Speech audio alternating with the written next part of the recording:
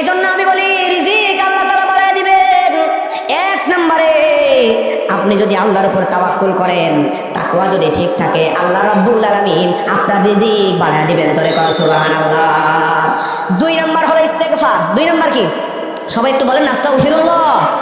সবাই কেউ জবান বন্ধ রাখবেন না, একটা জবান বন্ধ থাকবে না। জোরে বলেন আস্তাগফিরুল্লাহ। সবাই বেশি বেশি সময় পেলেই ইস্তেগফার পাঠ করবেন। যে যেভাবে জানেন, যেটা জানেন সেটাই ইস্তেগফার। কিছু না জানলে মিনিমাম আস্তাগফিরুল্লাহ বলেন, আস্তাগফিরুল্লাহ। সময় পেলে গীবতের আড্ডায় না বসে, চায়ের আড্ডায় বসে দুনিয়ার মানুষদের গীবত গল্প আজে বাজে কথা না বলে একটু আস্তাগফিরুল্লাহ পড়বেন। তাহলে আল্লাহ সুবহানাহু ওয়া তাআলা এর কারণে গুনাহ মাফ করবেন, আপনার রিজিকের মধ্যে বরকত দান করবেন। জোরে বলেন সুবহানাল্লাহ। আল্লাহ তাআলা বলেন রিজিক বৃদ্ধির দুই নম্বর আমল দেখেন, আল্লাহ তাআলা বলেন সূরা নূহ 10, 11, 12 নম্বর আয়াতে বলেন ফাকুলতুস্তাগফিরু রাব্বাকুম ইন্নাহু কানা গাফফারা। জোরে কোন আল্লাহু আকবার।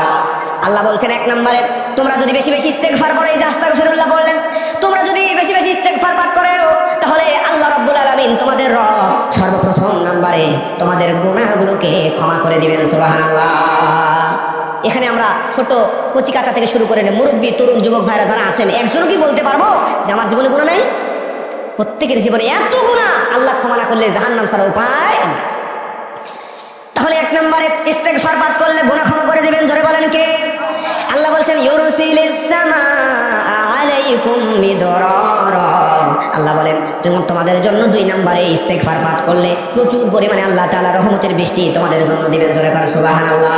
ওয়া ইয়ামদিদুকুম বিআমওয়ালিন ওয়া বানিন ওয়া ইয়াজআল লাকুম জান্নাতিন ওয়া ইয়াজআল লাকুম আনহারা। জোরে বলেন আল্লাহু আকবার। আল্লাহ রাব্বুল আলামিন জানিয়ে দিচ্ছেন তিনি তোমাদেরকে এমন ভাবে সম্পদ দিবেন। দুই নম্বরে বুঝবেন ইস্তেগফার করলে কি করলে এমন সম্পদ দিবে, প্রথমে গুনাহ ক্ষমা করবে, এরপরে রহমতের বৃষ্টি দেবে, এরপরে আল্লাহ এমন বরকত দিবে আপনাদেরকে। আল্লাহ তাআলা সম্পদ দিবেন, বাগান দিবেন, নদী দিবেন। এই নদী দিয়া, সম্পদ দিয়া, বাগান দিয়া, রহমত বরকত দিয়া পরিপূর্ণ করে দিবেন। সুবহানাল্লাহ। নবী বলেন মাল্লাযিমাল ইস্তিগফার জাআলাল্লাহু লাহু মিন কুল্লি রিজকিন মাখরাজা ওয়া মিন কুল্লি হাম্মিন ফারাজা ওয়া রাযাকা মিন হাইতু লা ইয়াহতাসিব।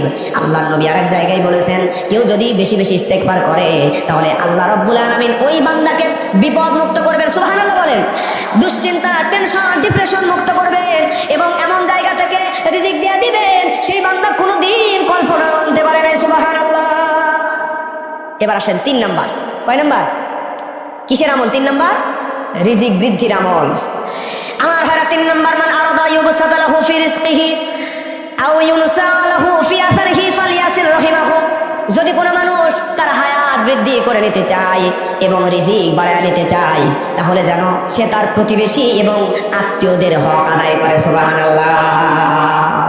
কিন্তু আমরা আমাদের প্রতিবেশী এবং আত্মীয়র হক আদায় করি? আপনার জমির উপর দিয়ে প্রতিবেশী হাঁটতো, আপনি করছেন কি? এবার সুন্দর করে সামনে কাঁটা দিয়ে বেড়া দিয়ে দিচ্ছেন যত আর ওই দিক দিয়ে কিয়ামত পর্যন্ত বের হতে না পারে। আপনার বাড়ির সামনে, তার বাড়ির পিছনে, তার রাস্তা যে আপনি বন্ধ করে দিচ্ছেন, প্রতিবেশী হক নষ্ট করছেন না? আপনার রাস্তা দিয়ে সে যত হাঁটবে আপনি ততদিন পর্যন্ত সওয়াব পাবেন। জোরে করে সুবহানাল্লাহ।